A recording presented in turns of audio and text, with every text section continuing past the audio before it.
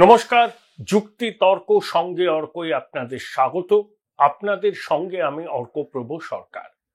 আজকে আপনাদের সামনে এমন একজনের কথা বলবো যার নাম আপনারা সবাই জানেন, তার সম্পর্কেও অনেক খবরাখবর রাখেন, কিন্তু তাকে ঘিরে নানা রকম মিথ আছে। বয়স প্রায় ৮০ ছুঁই। ১৯৪৫ সালে জানুয়ারি মাসে জন্ম, উত্তরাখণ্ডে, পড়াশোনা রাজস্থানের আজমেরে। বাবা সেনাবাহিনীতে ছিলেন আর মা কংগ্রেস নেতা এইচ.কে বহুগুণার তুতো বোন। ৬৭ সালে আগ্রা ইউনিভার্সিটি থেকে অর্থনীতিতে এমএ পাস, প্রথমবারেই ইউপিএসসি ক্র্যাক। তারপর তার মুকুটে একটার পর একটা পালক যুক্ত হয়েছে। কে বলুন তো তিনি হচ্ছেন সত্যিকারের জেমস বন্ড আমাদের ভারতে, যার নাম শুনলেই শিরদাঁড়া দিয়ে হিমেল স্রোত বয়ে যায় অপরাধীদের। তিনি আর কেউ নন, Ajit Doval, national security adviser. ২০১৪ সালে নরেন্দ্র মোদী ক্ষমতায় আসার পর তিনি ন্যাশনাল সিকিউরিটি অ্যাডভাইজারের দায়িত্ব পান এবং তার পদের মেয়াদ প্রধানমন্ত্রী নরেন্দ্র মোদী যতদিন ক্ষমতায় থাকবেন ততদিন পর্যন্ত, অর্থাৎ একে পরিভাষায় বলে কো টার্মিনাস। ২০২৪ সালে তাকে আবার ন্যাশনাল অ্যাডভাইজার হিসাবে নিয়োগ করেছে ভারত সরকার। দেখুন, স্বাধীনতার পর বি.এন. মল্লিক ১৪ বছরেরও বেশি সময়, তখন তো ন্যাশনাল সিকিউরিটি অ্যাডভাইজার বলে কিছু ছিল না, গোয়েন্দার প্রধান ছিলেন। নেহেরুজির অত্যন্ত ঘনিষ্ঠ ছিলেন। ২৭ মে ৬৪ সালে নেহেরুজি মারা যাওয়ার পর কয়েক মাস বাদে তিনিও অবসর নেন। তাহলে অজিত দোভাল কেন এত ভরসার পাত্র ভারত সরকারের? দেখুন, প্রথম জীবনে তিনি কেরালায় কাজ করেছেন ৩-৪ বছর। কোট্টায়ামে পোস্টেড ছিলেন। ৭১ সালে পিনরাই বিজয়েন্দ্রের জেলা কান্নুরে একটা সাম্প্রদায়িক সংঘর্ষ হয়। তিনি দায়িত্ব নিয়ে পরিস্থিতি নিয়ন্ত্রণে আনেন। তার এই অ্যাচিভমেন্ট সবার নজর কাড়ে। তাকে ইন্দিরা গান্ধী দিল্লিতে গোয়েন্দা দপ্তরের ডেস্কে নিয়ে আসেন। তারপরেও একের পর এক রোমহর্ষক কাহিনী। প্রথম কথা, লালডেঙ্গার কথা আপনারা শুনেছেন। মিজো ন্যাশনাল ফ্রন্ট, বিদ্রোহী নেতা, ভারত থেকে মিজোরামকে আলাদা করার দাবি তুলেছিলেন। একসময় মিজোরাম আসামের সঙ্গে ছিল, কিন্তু অসমীয়া ভাষা না জানলে সরকারি চাকরি পাওয়া যাবে না। প্রতিবাদ হয়। আসাম রাইফেলসে মিজো ব্যাটালিয়ন ছিল, ভেঙে দেওয়া হয়। কয়েকজন কমান্ডার বেরিয়ে লালডেঙ্গার সঙ্গে যুক্ত হন। বিচ্ছিন্নতাবাদী আন্দোলন শুরু হয়। বিএসএফ এর উপর আক্রমণ হয়। স্বাধীন মিজোরামের পতাকা তুলে ধরা হয়। এই সময় অজিত দোভালকে ইন্দিরা গান্ধী পাঠান মিজোরামে। গল্প না সত্যি, কিন্তু এটা মিথ। লালডেঙ্গার যে ৭ জন বিশ্বস্ত কমান্ডার সঙ্গী ছিলেন, তাদের ৬ জনকেই অজিত দোভাল কনভিন্স করেন এবং তারা লালডেঙ্গার সংস্পর্শ ছেড়ে বেরিয়ে আসেন। তারপর লালডেঙ্গার সঙ্গে চুক্তি হয়, তিনি মুখ্যমন্ত্রী হন, ইত্যাদি ইত্যাদি। তারপরে আসুন সিকিমের ভারত ভুক্তি। ৭৫ সালে প্রসেস শুরু হয়েছিল ৭৪ সালে, জরুরি অবস্থার আগে। সিকিমের যে রাজা ছিলেন তিনি একজন আমেরিকানকে বিয়ে করেন। অনেকে বলেন সেই আমেরিকান ভদ্রমহিলা সিআইএ এজেন্ট ছিলেন। এবং তারপর থেকেই সিকিমের রাজা ভারতের বিরুদ্ধে খড়গহস্ত হয়ে ওঠেন। তখন আবার অজিত দোভালকে অ্যাসাইন করা হয়। তিনি ওখানে গিয়ে ছোট ছোট দলের সাথে কথা বলেন। সেখানে ভোট হয়। ভোটে জিতে একজন প্রধানমন্ত্রী হন। কারণ সিকিম তখন ভারতের মধ্যে ছিল না, তাই প্রধানমন্ত্রী বলা হয়। তারপর সিকিমের রাজাকে কার্যত অবরুদ্ধ করে দেওয়া হয়। সেই রানী ডিভোর্স দিয়ে চলে যান এবং সিকিম অ্যাকসেশন হয় ভারতের সঙ্গে। গণভোটের মাধ্যমে ৯৭% মানুষ গণভোটের পক্ষে রায় দিয়েছিল। অজিত দোভালের মুকুটে আর একটা পালক। ১৯৭৪ পোখরানে ভারতবর্ষ প্রথম পরীক্ষামূলকভাবে পরমাণু বিস্ফোরণ ঘটালো। CIRUS, Canada India reactor utility services. Canada এই চুল্লিটা দিয়েছিল, সেখান থেকে প্লুটোনিয়াম, সেই প্লুটোনিয়াম ভারতবর্ষ ব্যবহার করে নাকি প্রথম পরমাণু বিস্ফোরণ ঘটায়। কানাডা ভারতের উপর নিষেধাজ্ঞা চাপায়, কিন্তু পরমাণু বিস্ফোরণ ভারতবর্ষ করেছিল এবং তারপর কানাডা ভুল বুঝতে পেরে দীর্ঘ 36 বছর পর আবার ইউরেনিয়াম সাপ্লাই শুরু করে, কারণ পৃথিবীর মোট ইউরেনিয়ামের 13% উৎপাদন করে কানাডা।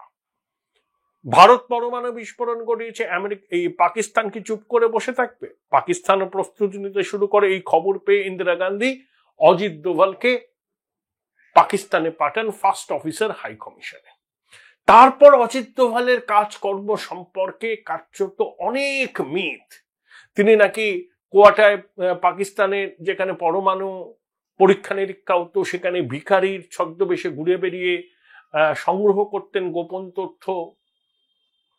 তিনি 7 বছর ছিলেন। পাকিস্তানের ওই পরমাণু পরীক্ষার সঙ্গে যুক্ত যারা, তারা যে সেলুনে চুল দাড়ি কাটতে যেতেন, অজিত দোভাল সেখানেও যেতেন। তারপরে চুলের স্যাম্পল তিনি নাকি ভারতে পাঠান, কারণ তারা পরমাণু পরীক্ষা নিরীক্ষা করছেন, তাদের চুলে রেডিও অ্যাক্টিভ কিছু থাকার সম্ভাবনা আছে, ইত্যাদি ইত্যাদি। আবার মিথ আছে তিনি নাকি লাহোরে কাওয়ালি শুনতে গিয়ে তার নকল দাড়ি খুলে পড়ে যাওয়ার উপক্রম হয়, কোন ক্রমে তিনি পালিয়ে যান ওখান থেকে। কিন্তু he did his job। তারপর তাকে লন্ডনে ভারতীয় হাই কমিশনের ফার্স্ট অফিসার করে পাঠানো হয়। আপনাদের Indira Gandhi, Bhindranwale, operation blue star, এসব তো হলো। আবার 87-88 সালে রাজীব প্রধানমন্ত্রী, বাব্বার খালসা সহ খালিস্তান পন্থীরা অনেকেই আবার স্বর্ণ মন্দিরে আশ্রয় নেয়, সম্ভবত 13 নম্বর ঘরে। Operation Thunderbolt, KPS Gill, Ajit Doval, সেখানেও অজিত দোভাল কামাল দেখান। তিনি নাকি রিক্সা চালকের ছদ্মবেশ নিয়ে স্বর্ণ মন্দিরের আশেপাশে ঘুরতেন। যেহেতু অনেকদিন পাকিস্তানে ছিলেন, চোস তুর্তু বলতে পারতেন, কোন রকমে অ্যাক্সেস নিয়ে স্বর্ণ মন্দিরে ঢুকে যান এবং উগ্রপন্থীদের কনভিন্স করেন যে পাকিস্তান তাকে পাঠিয়েছে, তিনি আইএসআই এর লোক। তিনি স্বর্ণ মন্দিরের ভিতরেও যেতেন, বাইরেও আসতেন। টেররিস্টদের সম্পর্কে খবরাখবর তিনি প্রশাসনকে দেন। সিআরপিএফ এর জায়গায় এনএসজি আসে। তারপরে একজন মাত্র ওই জঙ্গি মারা গেছিল, বাকিরা সারেন্ডার করে। তার জন্য বিনা রক্তপাতে স্বর্ণ মন্দির মুক্ত হয়। এরপরে অজিত দোভাল অনেক কাজ করেছেন। আবার তিনি শিরোনামে আসেন IC-1814, কাঠমান্ডু থেকে যে বিমান হাইজ্যাক করা হয়েছিল, কান্দাহারে নিয়ে যাওয়া হয়। ভারতীয় যে নেগোসিয়েটাররা ছিলেন তার মধ্যে অন্যতম অজিত দোভাল। সন্ত্রাসবাদীরা 30 মিলিয়ন মার্কিন ডলার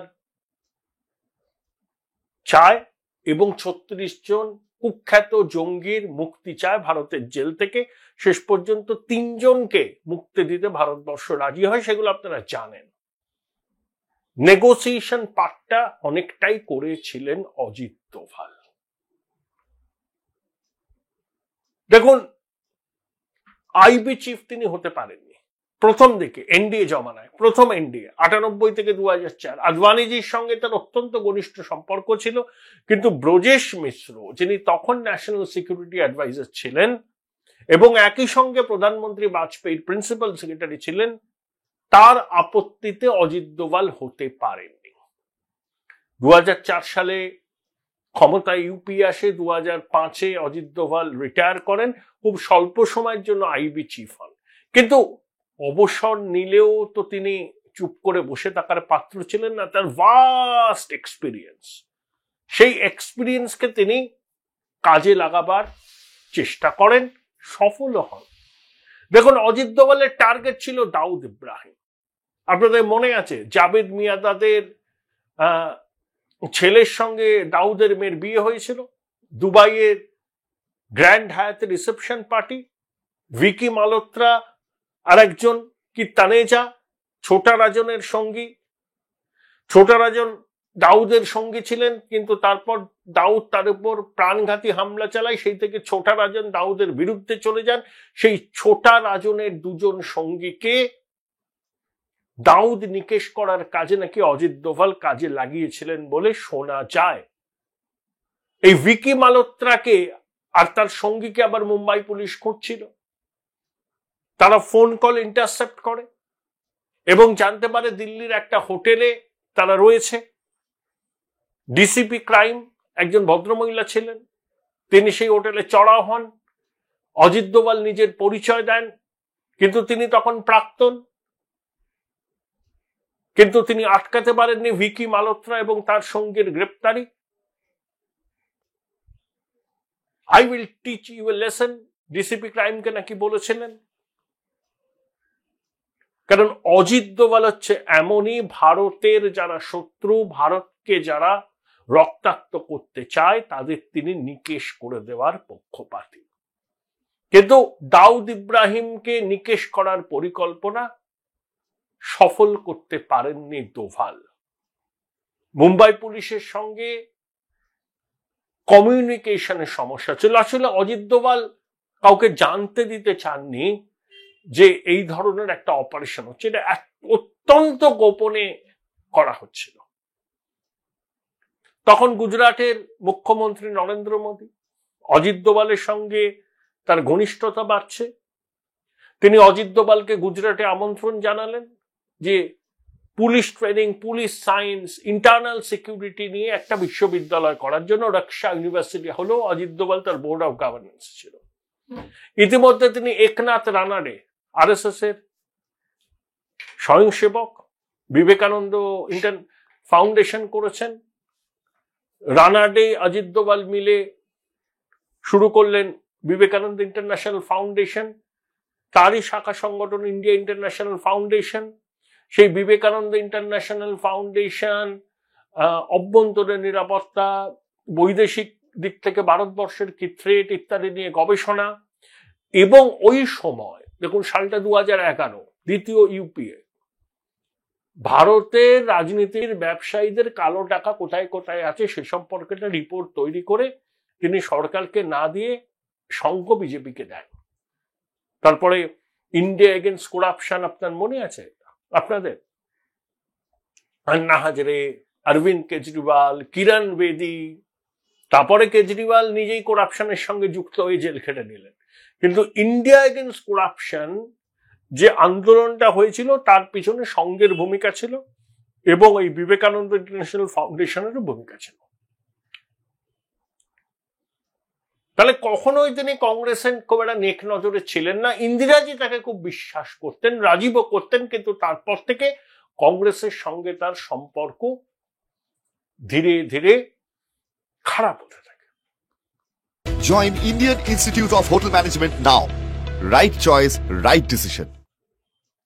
তার ছেলে, দুই ছেলে, সৌর্য ডোভাল, বিবেক ডোভাল। সৌর্য ডোভাল একটা টর্চ সংস্থার নাম, ইনভেস্টমেন্ট ফান্ড চালাতেন। তার সিঙ্গাপুরে অফিস। তিনি ইন্ডিয়া ফাউন্ডেশনে যোগ দেন, কিন্তু ওই ইনভেস্টমেন্ট ব্যবসাটা চালাচ্ছিলেন। তার কো ফাউন্ডার পাকিস্তানি একজন। এটা নিয়ে কংগ্রেস বিরাট হইচই করে। তবে দোভালকে বিব্রত করার সুযোগ কংগ্রেস কখনো ছাড়তে চায়নি। তো 16 সালে নোটবন্দির 13 দিন বাদে অজিত দোভালের আর এক ছেলে বিবেক দোভাল, তিনি নাকি ট্যাক্সের সেফ হেভেন, পানামার কোনো জায়গাতে হেজ ফান্ড খুলেছিলেন। জয়রাম রমেশ সেই সব নিয়ে বিস্তর অভিযোগ আনেন, কোনো কোনো ম্যাগাজিনে সেই সব নিয়ে খবরও হয়। বিবেক দোভাল মামলা করেন, জয়রাম রমেশ ক্ষমা চান, বিবেক দোভালও ভুল স্বীকার করেন। একটা বিস্তর জলগোলা হয়েছিল ওই সময়, মানে 2016 সালের 8ই নভেম্বর পরবর্তী সময়। তাহলে বর্ণময় কোন ওটিটির পরিচালক অজিত দোভালকে নিয়ে খুব সুন্দর সিরিজ করতে পারেন। কত মিথ তাকে ঘিরে। ন্যাশনাল সিকিউরিটি অ্যাডভাইজার, ছদ্মবেশ ধারণে পটু, পাকিস্তানে 7 বছর ছিলেন, সিকিমের ভারত মুক্তির পিছনে তার ভূমিকা ছিল, লালডেঙ্গাকে আলোচনার টেবিলে বসাতেও তার ভূমিকা ছিল। অপারেশন থান্ডারবোল্ট করে স্বর্ণ মন্দিরকে জঙ্গিদের হাত থেকে মুক্ত করার বিষয়েও তার ভূমিকা ছিল। তিনটে টার্ম অজিত ডোভাল ভারতের ন্যাশনাল সিকিউরিটি অ্যাডভাইজার। আমি কয়েকদিন আগে একটা নিবন্ধ পড়ছিলাম। নিবন্ধটার লেখক হচ্ছেন miss M K Bhadra Kumar, তিনি এক্স ডিপ্লোম্যাট। নিবন্ধটার শিরোনাম don't throw Ajit Doval under the বাস।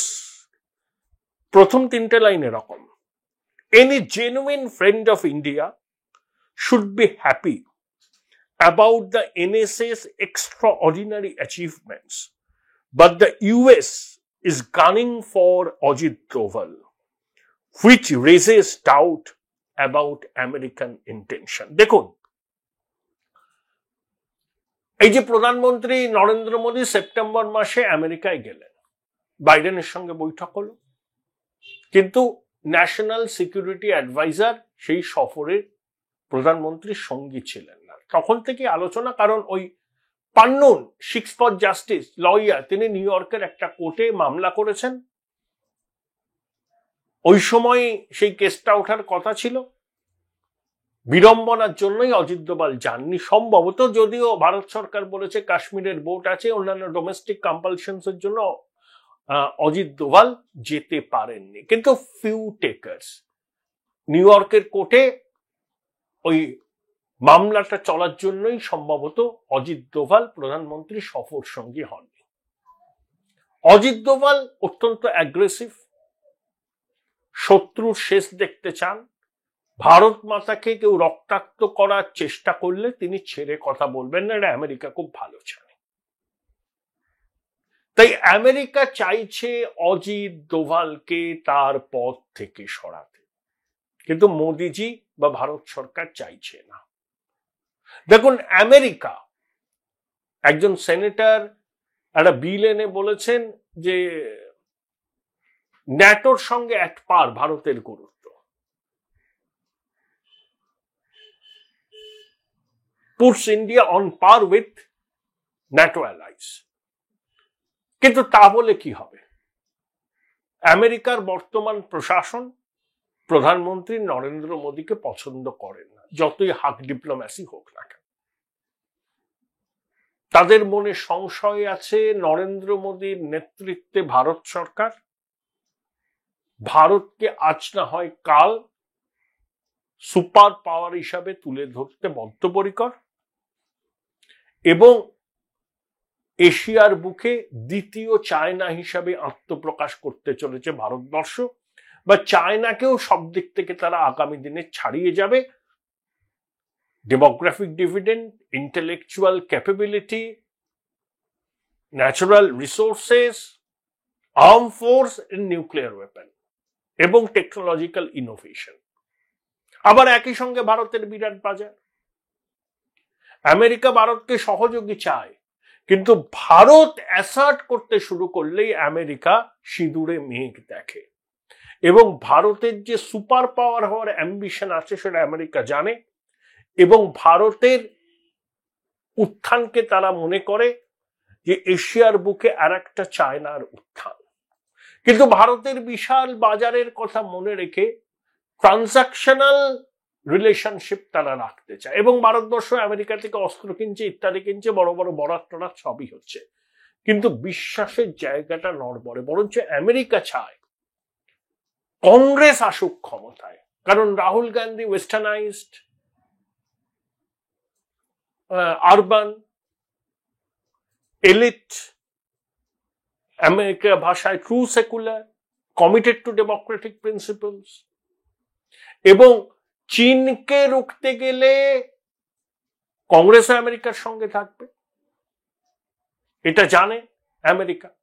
সেই জন্য দেখবেন রাহুল গান্ধী মাঝে মধ্যেই আমেরিকায় যান, বিশ্ববিদ্যালয়ে গিয়ে ভারত সরকারের বিরুদ্ধে সমালোচনা করেন, এবং আমেরিকার এস্টাবলিশমেন্টের একটা অংশ রাহুলকে মদত দেয়।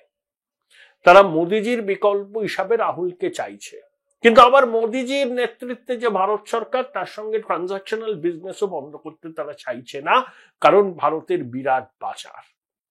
কিন্তু তারা মোদিজিকে পছন্দ করে না। তারা মনে করে মোদিজি স্ট্রং লিডার, হিন্দু হৃদয় সম্রাট, তার উপর চাপ দিতে হবে। চাপ দেওয়ার সর্বশেষ কৌশল হচ্ছে ন্যাশনাল সিকিউরিটি অ্যাডভাইজারের পদ থেকে অজিত দোভালের অপসারণ। কিন্তু সেটা সম্ভব হবে না। ভারত সরকার আমেরিকার এই দাবি মানবে না, কারণ এটা ভারতবর্ষের অভ্যন্তরীণ বিষয়। এই যে জাস্টিন ট্রুডো প্রথমে অনেক লম্পজম্প করলেন, তারপরে ব্যাকট্র্যাক করলেন, কোনো তথ্য প্রমাণিত দিতে পারেননি, নিজেই জানিয়েছেন। প্রথম দিকে কানাডাকে আমেরিকা মদত দিচ্ছিল। ট্রুডো বা এই মিলার, ম্যাথু মিলার, আমেরিকার ফরেন বৈদেশিক বিষয়ের মুখপাত্র, তারা নাম না করেও তাদের আক্রমণের লক্ষ্যবস্তু অজিত দোভাল, এটা বুঝতে কোনো অসুবিধা হয় না।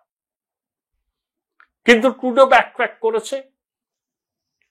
আমেরিকা প্রকাশ্যে দাবিটা আনছে না, কিন্তু চাপ সৃষ্টি করছেন মোদিজির উপর, যাতে ভারত ন্যাশনাল সিকিউরিটি অ্যাডভাইজারের পদ থেকে অজিত দোভালকে সরিয়ে দেয়।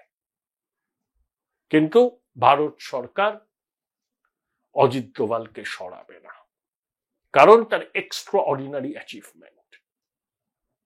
দেখুন, কাশ্মীরে 370 দ্বারা বিলোপ, তার যে ব্যাকগ্রাউন্ড, ওই সময় তো অজিত দোভালের ভূমিকা ছিল। বালাকোট উড়ি এয়ার স্ট্রাইকে অজিত দোভালের ভূমিকা ছিল। ইরাকে যে নাসরা হোস্টেজ হয়েছিল ওই 2014 সালে, সেখানেও অজিত দোভালের ভূমিকা ছিল। কংগ্রেসের আপত্তির আর একটা কারণ হচ্ছে পিডিপির তৈরির পিছনে অজিত দোভালের নাকি ভূমিকা ছিল। দেখুন, পিডিপির আগের নাম ছিল ডেমোক্রেটিক ন্যাশনাল কনফারেন্স। কংগ্রেস মুফতি মোহাম্মদকে একেবারে কোঅপ্ট করে নিতে চেয়েছিল, বলেছিল যে কংগ্রেসের বলবালা আপনি ভ্যালিতে বাড়ান, কংগ্রেস ক্ষমতায় আসলে আপনি মুখ্যমন্ত্রী হবেন। কিন্তু সেটা তো হয়নি। তার মধ্যেই ন্যাশনাল কনফারেন্স এবং কংগ্রেসের সরকার হয় ভ্যালিতে, মুফতি ডিসঅ্যাপয়েন্টেড হন এবং তারপর তিনি পিডিপি তৈরি করেন। এটাও কংগ্রেসের একটা রাগের কারণ অজিত দোভালের প্রতি। তারপরে আর একটা অভিযোগ যে ওই যে বিবেকানন্দ ইন্টারন্যাশনাল ফাউন্ডেশন, তারা প্রচুর সেমিনার করতো নানা জায়গায়। সেই সেমিনারের স্পন্সররা নাকি বিভিন্ন মানে অস্ত্রশস্ত্র উৎপাদনকারী সংস্থা। এটা কংগ্রেসের অভিযোগ ছিল। কিন্তু অভিযোগ বলুন, অজিত দোভালকে ঘিরে মিথ বলুন, সবকিছুর মধ্যে কি বলবো, আমি তো বলবো অত্যন্ত আকর্ষণীয় একজন ব্যক্তিত্ব অজিত দোভাল, অত্যন্ত আকর্ষণীয় ব্যক্তিত্ব। এবং আমি যেটা আগে বললাম যে তাকে নিয়ে কিন্তু সিরিজ হতেই পারে, তাকে নিয়ে কিন্তু ওটিটিতে সিরিজ হতেই পারে। আমি কৃতজ্ঞতা স্বীকার করব নীতিশ রাজপুত, তার একটা ইউটিউব চ্যানেল আছে। তিনি অজিত দোভালকে নিয়ে খুব সুন্দর একটি ভিডিও করেছিলেন অনেকদিন আগে। আমার ব্যক্তিগতভাবে অজিত দোভাল সম্পর্কে জানার খুব আগ্রহ আছে। প্রচুর পড়াশোনা করলাম কয়েকদিন ধরে। বিভিন্ন পত্র পত্রিকায় কি লেখা হয়েছিল, ক্যারাভ্যান ম্যাগাজিনে কি লেখা হয়েছিল, বিবেক দোভালের ওই পানামার ট্যাক্সেস সেফ হেভেনে হেজ ফান্ডের ব্যবসা করা নিয়ে, আবার তিনি কিভাবে ছদ্মবেশ ধরে পাকিস্তানে ছিলেন অনেকদিন। এগুলো মিথ না রিয়েলিটি আমার পক্ষে যাচাই করা সম্ভব হয়নি, কিন্তু এটুকু বলতে পারি যে ভেরি স্ট্রং ম্যান। এবং ভারতের জাতীয় নিরাপত্তা উপদেষ্টা হিসাবে এরকম মানুষকেই দরকার। জাতীয় নিরাপত্তা উপদেষ্টার পদটা তো 98 সালে তৈরি হয় বাজপেয়ীজির সময়। প্রথমে ব্রজেশ মিশ্র ছিলেন 6 বছর, একই সঙ্গে প্রিন্সিপাল সেক্রেটারি। মনমোহন সিং এর জমানায় ইন্টারনাল সিকিউরিটি দেখতেন এম.কে. নারায়ণন, আইপিএস অফিসার, আর এক্সটার্নাল সিকিউরিটি দেখতেন জে.এন. দীক্ষিত। অ্যাডভাইজার হিসাবে জে.এন. দীক্ষিত 2005 জানুয়ারিতে দিল্লিতে তার বাসভবনে হৃদরোগে আক্রান্ত হয়ে মারা যান। তারপরে এক্সটার্নাল আর ইন্টারনাল এই দুটো পদকে এক করে দেওয়া হয়। শিবশঙ্কর মেনন আসেন দ্বিতীয় ইউপিএর সময় ন্যাশনাল সিকিউরিটি অ্যাডভাইজার। তারপর 2014 থেকে টানা Ajit Doval, national security adviser. 25 পেরিয়ে 26 বছর চলছে এই প্রতিষ্ঠানে। তাই অজিত দোভাল একজন রহস্যময় ব্যক্তিত্ব, কিন্তু অবশ্যই একজন প্রকৃত দেশপ্রেমী।